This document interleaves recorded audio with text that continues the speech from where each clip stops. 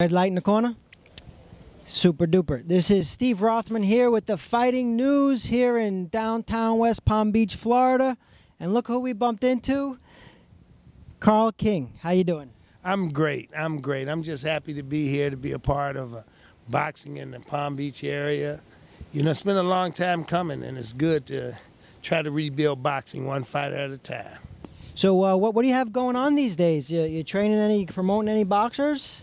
Not really. I have taken the last couple of years. I had an ailment a couple of years back, and I decided to take a step back from it. I was probably burnout from the management side, and now I'm doing broadcasting, looking to do a podcast in sometime this year, and represent other athletes other than fighters.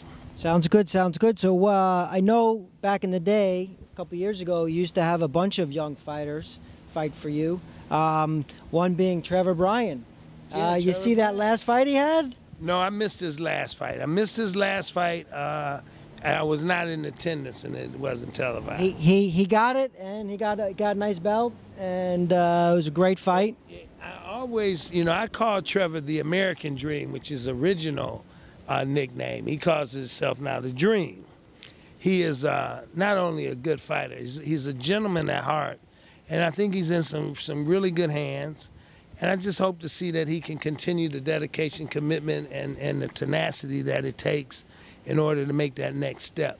The heavyweight division, as you well know, and most fight fans should know by now, has really opened very wide. It's just wide open now with Tyson Fury defeating the unconquerable Vladimir Klitschko, which probably, if you could stay awake watching the fight, it was, it's interesting. But Tyson Fury, what I love about the guy, he's a self-promoting kind of guy, as you seen after the Deontay Wilder fight, which was a very interesting fight. And now we also have a new IBF champion in Prince Charles. When I say that name, it's always Prince Charles Williams from back in the day, but I think it's Johnson. And forgive me, Prince, for not knowing that you're a new champion. I'm sorry if I missed your name, but that was had a weird ending to it too, with the knee, and I don't know if the guy tore his ACL. But what it did do for the sport of boxing, in my opinion, is open up the heavyweight division. And as they say, as goes the heavyweight division, so goes boxing. So with that being said, we have a lot of American guys coming up behind Deontay, who's an excellent fighter. He's getting better and better. I used to say he was green, and he was. And now he's getting to get the experience that everybody hits not going to fall, and he's taking punches. He's taking them well. He was in a tough fight with a tough Polish guy. Most Polish fighters are tough, and this guy, Splitzer, I think, whatever the name is, and again, I get that mixed up, but gave him a very, very valiant effort. And at the end, he just ran into a right hand that I'm just hoping the guy is okay, able to go home and be with his family and continue his career. Right. So obviously he knows a lot about boxing. This podcast sounds like a great idea. People would love to hear from you, hear you talk about boxing. You certainly know everything there is to know. You got brought up doing this boxing thing. Let me ask you something. Last year there was a lot of fights. Which fight would you like to see again? A rematch? Well, it certainly wouldn't be Mayweather-Pacquiao. I tell you that. I think the fight that I probably would want to see again, oh my goodness, that's putting me on the spot. There's been Cotto Canelo, did you like that fight? I did. I liked that fight. The only thing that I can say negative about the fight is that I didn't think Miguel was as aggressive early as he was in his previous 3 fights or so, and he looked a bit flat to me. And Canelo looked he brought his A game. And personally, I think Canelo Alvarez is the next Julio Cesar Chavez, if not the next great fighter. I think he's pound for pound one of the best fighters. If he's not the pound for pound best fighter in the world, you won't call roll long before you get to his name, trust me. That young man can absolutely fight, and I think he's trying to find his natural weight as he ages. He's 24, 25 years old, and by the time he's 28, he may be a light heavyweight. See, we had that with Julio Cesar Chavez Jr. coming up, but his height dictated, in my view, that he wasn't going to be a middleweight, or not a middleweight long, and his dedication, determination, and commitment also indicated that he was going to be a little bigger than he should be. But I think that Canelo Alvarez, he's been with the same group of trainers, the same group of people around him, who I wouldn't mess with anyway. They professional butchers. You end up beating Denny Moore's beef stew somewhere. Anyway, these guys are good. And then when you with a guy and he brings you up from what we call a pup in the game, you happen to get used to it, and it's that one voice that you hear amongst the 20,000 screaming fans or so. And that's just one or two voices that a fighter can kind of tune into.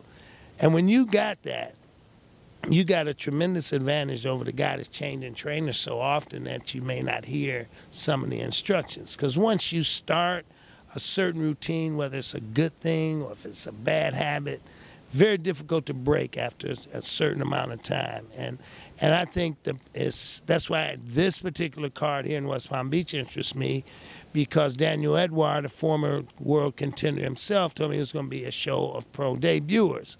So that's interesting to me to see how our amateur level is doing. USA Boxing, and back in the day, in my day, it was the Golden Gloves and the AAUs and things of that nature. So today it's USA and PAL and I don't know what else, but I'm going to try to get back into that level of boxing and see if we can change the level of the sport one fighter at a time. So let's talk about that. We're both here for Island Boxing Promotions. It's their first time down here in South Florida doing an event. We got 6 bouts tomorrow, and some of these guys, I couldn't believe how diesel these guys look. Do you see the talent that we got tomorrow? Don't you hate it? See, I'm looking at these guys with a 6-pack, and I'm like, you got a 6-pack, but I got a keg. So I feel like I got the advantage now. We got to go do their training regimen. This is not a gland problem, let me tell you. You know what I mean? But so there's one of these fighters, Jose Colombian Necktie Cortez. Colombian Necktie Cortez. He's fighting tomorrow. He's an MMA guy. You know what that Colombian necktie is. Yeah, yes, I do. I hope he don't do that on live here. Or no, if he do, the next show will be sold out and we will be getting all kind of viewers. And what would we call that? What would we call that?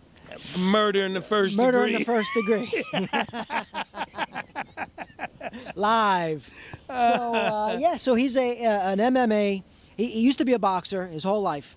And then he trained to be an MMA fighter and went over to the MMA world. And now he's doing a boxing event. What do you think the difference in training goes as far as boxers going into the MMA world and the MMA guys going into the boxing world? You know, to me, excuse me, personally, I think it's two totally different sports. I tried to talk Kimbo Slice into going into boxing before he decided to MMA. He was a backyard YouTube, phenom. 305. And he was knocking guys out, blah, blah, blah. But see, MMA I don't know much about the sport. I don't know the terminology, but I do know grappling is like wrestling. And they wrestle, they do all that judo shit. I mean, they'll flip you over. Yeah. And you can box, and it's with bag gloves and not it. So you're not a fan. I am a fan, but I'm not a huge fan. I don't particularly buy the pay-per-views. But what was the last fight you saw in the MMA world? The last fight I saw was Ronda Rousey and Holly Holm. Okay, the biggest fight of last year in the MMA world. How'd you like that fight? I was disappointed, but it was a great fight. I thought Holly Holm was a whole lot better than I thought. Upset of the year. Absolutely. It was shocking because I like Ronda. Never had the pleasure. And I look forward to it. If you're out there listening, I look forward to it because I'm a huge fan. You are the only UFC fighter that I like.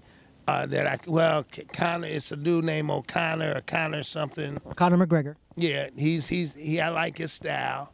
I don't watch it much, but my children are into it, and a lot of my friends are into it. So, and it's combative, and I just think that what bores me about it is being from the boxing world is that if you get some guys that's standing up and they're doing their thing and they're fighting and they're kicking or whatever, that's all great. It's what slows it down is if they're on the ground for 3 minutes. That bores me. Otherwise, I'd go be a WWE fan. Right. So you heard it here from Carl King. How's your dad doing? He's doing just fine. How old is he these days? Like 85, 80? 84. 84. Oh, wow. We got a big one next year. You know what? He got a few big ones coming up. Yeah. This man is an alien. He's the Energizer. You know, I'm trying to get that Energizer commercial with the bunny with the hair, the cigar, the chain, and the Only in America flags going as drumsticks. He's the most amazing man that I've ever met in my life. I mean, he is. I've had a lifetime of tutelage under Don King. Like him, dislike him, whatever the case may be, but you must respect him. He is not. He's more generous than most people know. He does a lot of things in the community. He's a community activist. He's a politician. Calls himself a Republican because he votes for the man, not the party, and I follow that same model. So he's taught me a great deal. We don't necessarily agree on all things like any other father and son, but if I was a child, a baby in baby heaven picking a father, that would be my choice. Well, there you heard it here in South Florida. Carl King, give a shout out to the Fighting News. The Fighting News, the only news that matters. Peace out.